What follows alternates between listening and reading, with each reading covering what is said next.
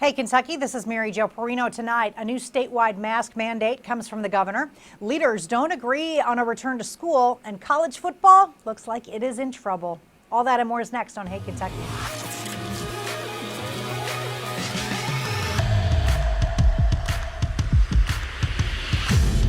Welcome to Hey, Kentucky with LEX 18 Sports Director Keith Farmer. Keith, we had been remaining pretty optimistic about college football. We're going to talk about it in a little bit. I'm a little more pessimistic now. I'm trying to get my breath from the gut punches I've taken today on several different counts that we're all going to talk about right now. Yeah, all right. Well, let's get started then. First to his press conference. Andy Beshear gave one this afternoon announcing 333 new cases of coronavirus and a new statewide mandate that Kentuckians must wear a mask in public after an escalation in coronavirus cases in Kentucky and across the country. The executive order will take effect starting tomorrow at 5 p.m. It affects all public places, including outdoor spaces where social distancing is not possible. Businesses will not be allowed to serve customers that refuse to wear masks. Enforcement will be up to local health departments. The executive order lasts for 30 days. There are exceptions for people with health conditions that make wearing a mask dangerous for them or for children under 5 years old. The governor played a video from John asking people to wear their masks. He said Coach Cal volunteered to do that. He also said again that people should not be traveling to beaches for vacation that are hotspots for COVID-19, i.e. Florida and Myrtle Beach, stuff like that. Keith, this is kind of what we expected, right? We're all going to be looking like this. Yeah. Maybe you won't all match as well as I do, though. But yeah, we're doing it. I tell you, this is, yeah, we are. And the thing that does give me a little hope, I like the fact that it is a mandate, because now it gives more power to the businesses out there to ask someone to put on a mask before they come in. I know there's going to be some people out there that are still not going to do it, but at least they don't have to provide the service now to those that aren't wearing the masks. And, you know, it's kind of like he said, man up, do this, help each other out. And listen, if you don't want to wear a mask and and you want to go into a store, don't be a jerk. I mean, don't yell at people working at that store asking you to wear a mask. I've seen too many videos of that, and it blows my mind. Just be kind. Plenty of them. Yeah, exactly.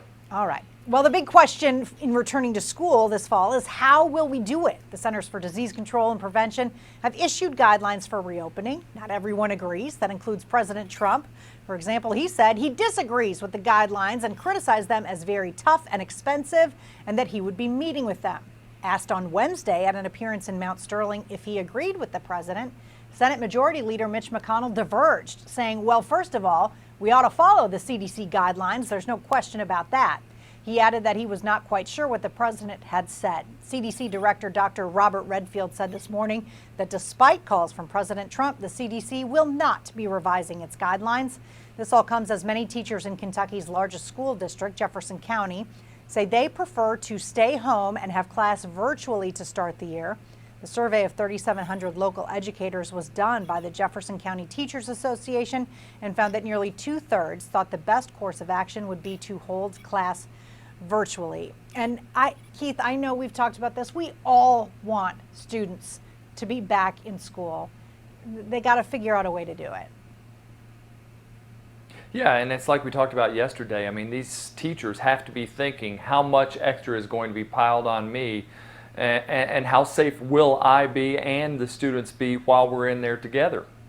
It's really going to be a balance of physical health versus mental health for parents, teachers, school districts, students. It's such a crazy situation. All right. Former Lexington Police Chaplain Donovan Stewart has retired and filed a defamation lawsuit against two prominent protest organizers. Stewart alleges that twin sisters Sarah Williams and April Taylor have spread malicious, false statements and fabricated outrageous lies about him and his family. Stewart was involved in an altercation with a black teenager in the Fayette Mall in February of last year, after which the boy's mother filed a federal lawsuit against Stewart of assaulting her son. The Lexington Police Department announced earlier this week that Stewart's chaplain position was being dissolved and that he was being reassigned. Stewart's lawsuit alleges the department dissolved his position as an unfortunate political reaction. In addition to his retirement, the Lexington Police and Fire Pension Board approved the retirement of 6 other officers in June and July. President of the FOP Bluegrass Lodge No. 4, Lieutenant Jonathan Bastian, said the 7 retirements were high and that he fears more police officers will retire in the coming months because of the ongoing protests sparked by the deaths of Breonna Taylor and George Floyd and others. Bastian said several of the retiring officers purchased time so they could retire early. And Keith, I don't blame them. I'm sure that more retirements are coming, but truly what needs to happen is there needs to be a change in certain things in the way the police department operates in this country. No doubt about it, and I'm not saying it's happening in this case, but maybe through I think I've said it before, maybe through some of the retirements and everything, it's the people that don't want to deal with this and just are the ones that maybe need to be weeded out. Again, I'm not saying these guys, I'm just saying that we may see it help in the long run, and in this case particular, it's going to be interesting to see how it plays out in court from both sides. From both sides, for sure. Now to an update on the University of Kentucky's COVID-19 testing policies. KSR is reporting the university will now be testing all athletes for the virus regularly. Previously, members of the football team were only given the antibody test when they returned to campus last month. 6 of the 106 student athletes tested positive for past infections. Now, this is coming as more and more colleges across the country are pausing their workouts. Ohio State announced yesterday its teams on campus have been shut down indefinitely after student athletes there have tested positive. Keith, it was a little shocking to me that UK wasn't testing athletes for the virus. I'm glad to see they are now. I think that's playing a little catch up.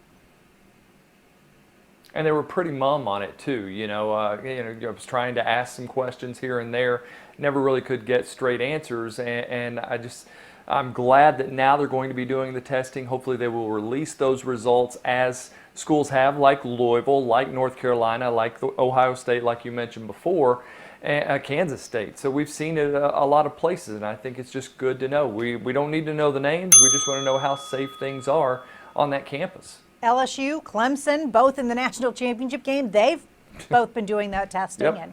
And talking about it. All right. More bad news, though, for the hopes of having college football in the fall. The Athletic reported just before the time of this taping that the Big Ten and Pac-12 are expected to play conference-only football games this fall. Brett McMurphy reported the ACC is expected to do the same. This after the Ivy League announced that it will not play any sports in the fall of 2020. The Ivy League is the first Division I conference to suspend football completely and other sports. The league's decision could be influential for other conferences. In March, they were the first ones to end their basketball seasons just before the virus began to run rampant. While these decisions doesn't necessarily affect all of college football, they're a Division I level conference. They don't go to bowl games, though, or in the college football playoff, but it's still not a good sign. This comes after we heard that Stanford is eliminating 11 athletic departments or sports teams. They will be cutting men's and women's fencing, field hockey, lightweight rowing, men's rowing, co-ed and women's sailing, squash, synchronized swimming, men's volleyball, and wrestling. The school cited an already large budget deficit that was exacerbated by the virus. Stanford is a member of the Pac-12, and that conference does lag behind in revenue in terms of TV deals. And those were non-revenue sports, obviously. But Keith, to college football, all the conferences are likely going to follow suit, right? I mean, everyone's just going to stay within their league. Yeah. If that happens, and then postseason, who knows that there will even be one? Yeah. I mean, at this point, we're talking 8 games for Kentucky. If all it has is the conference games, and the one major game you're going to lose, maybe even if it's just the ACC that does this, is the fact that you'll lose the Governor's Cup game with Louisville. It seems like, when we had all this COVID-19 breakout, it was like we went really big on the safe side. And now with sports, we tried to go really big on the let's hope we got sports, and now we're going down to, okay, well, now we need to take it and rein it in. And that's what's giving us this sense of, man, are we even going to have college football? We don't know. I mean, at this point, we would take a conference only. I agree, but, we're talking about plane flights. We're talking about crossing state lines to play all these games. And that's where everyone's kind of telling us not to do that. So We'll see. Now to our weekly feature on Hey Kentucky, What's the Beef? Sponsored by the Kentucky Beef Council. State Representative Attica Scott has filed a complaint with the Louisville Metro Police Department that she was pushed and tear gassed by officers one night during the protest over Breonna Taylor's death. And leaders in Louisville are calling allegations filed in court by Breonna Taylor's family lawyer that a gentrification plan led to her death was a gross mischaracterization, and the Courier-Journal has found that renderings used in that court filing were actually produced by 4 UK students for a first-year graduate class in the College of Design. And that's tonight's edition of What's the Beef? Up next on Hey Kentucky, I will sit down with the president and CEO of the Lexington Legends for an update on where that stands. Stay with us.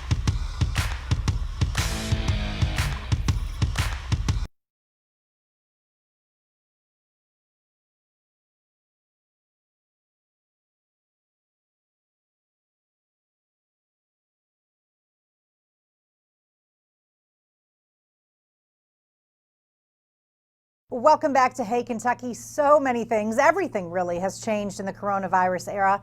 Baseball being one of those things. I am pleased to welcome in President and CEO of the Lexington Legends, Andy Shea. Andy, thanks for being here with us. Thank you. Appreciate you having me. You do have some baseball coming up, and we're going to get to that in a minute. But first, just kind of tell me, your thoughts and feelings when you found out there was going to be no season this year. You guys are back-to-back defending league champions, and there was no baseball. It's been a weird, crazy year as just everything, the last 12 months or so for the Lexington Legends. I mean, so when the season got delayed, it was a bummer. And it was like, okay, well, maybe Memorial Day. Then it was, okay, well, maybe we'll just start the second half of the season, which is the third week of June. But as we started moving on, when it got canceled a week or so ago, it was, at that point, it was almost kind of a formality, but it still stung like crazy. I mean, that's back-to-back champions. It was our 20th anniversary season. We had so many cool things going on at the ballpark. And, when you finally got the official news, it definitely stung. Can you estimate how much revenue you all lost? Probably in the 80% range. I mean, it's massive. And, really the thing that's saved it from not being 100% is that we have been able to have some of these college wood-bat games. We've been able to have high school games. Then, of course, really excited about what we have going on in August and September. So talk to me about that, because no offense to the Legends, but the Florence Y'alls is the best name, period. I can't get past it. I love it. But talk about what you guys got going on with this team in Northern Kentucky. It's awesome. So, even though they're only about an hour apart, they haven't been in the same league, same anything as us. So we've never played them, but started talking to them a little over a month ago about, hey, if the worst case scenario happens, if there's no minor league baseball season, if there's no Frontier League for them, what if we had a partnership between the two of us? And it really took off, especially when we were able to start having more than just 10 people in our crowd in attendance for the games. So we talked about it, and Florence will have 2 teams. We'll have 2 teams, and we'll be playing each other 36 times in about a 7-week period. And the rosters are going to be awesome. We've been in talks with former University of Kentucky players that are current minor league baseball players. We've been talking to former Major League Baseball players who are from the area about playing for us. We've been talking about guys that were up-and-comers that were maybe limited because their season, whether it's college or whatever the fact may be, whether their season was affected. So the rosters are going to be a lot of fun. It's going to be a lot of local guys, and it's going to be phenomenal baseball. Listen, can anybody try out? Anyone can try out, though. Yes, absolutely. So, we've, whether it's you were a good baseball player 20 years ago or 30 years ago, or you never played baseball and just think it'd be fun to be out on the field with a bunch of guys that have played pro ball and everything else. So for July 22nd at 9 a.m., that's when the tryout is at Whitaker Bank Ballpark. And yes, it's open tryouts, and we literally mean that. That's awesome. Now, you are going to be able to have fans in the stands. I think you're going to have a big response. I'm excited. I think that it's really multiple things. I think that people love and miss the Legends, and we've felt that, and we've heard from them, and we appreciate it. I think that people are dying to go to events and have the sense of community. And then I think, again, when people see these rosters and see all sorts of names from Lexington area, University of Kentucky area, and big time baseball players it's going to be a lot of excitement going on. I have to ask you, I'm sure, obviously, amid the coronavirus, there's been several other discussions that have had to happen. But, there were talks that maybe the Legends wouldn't be around anymore because Major League Baseball would be getting rid of some of these teams. Do you have an update on that for us? Nothing real other than, I've had a million trillion conversations about it. And it's positive. Everyone loves the ballpark. They love what we do. I think then it's just figuring out the puzzle pieces of geography and who do we play and how can you cut down on the bus travel within our league. So, there's all sorts of positive conversations. I still feel very good about it, especially because of the relationship that we have with the Kansas City Royals, but nothing concrete just yet. Can't imagine too many more organizations as top shelf as yours, Andy. So we wish you the best. We can't wait to watch some baseball. Thanks for being with us. I appreciate it. Can't wait for you to be at the ballpark. Yes, sir. All right. Thank you. Andy Shea, President and CEO of the Lexington Legends. More Hey Kentucky after this.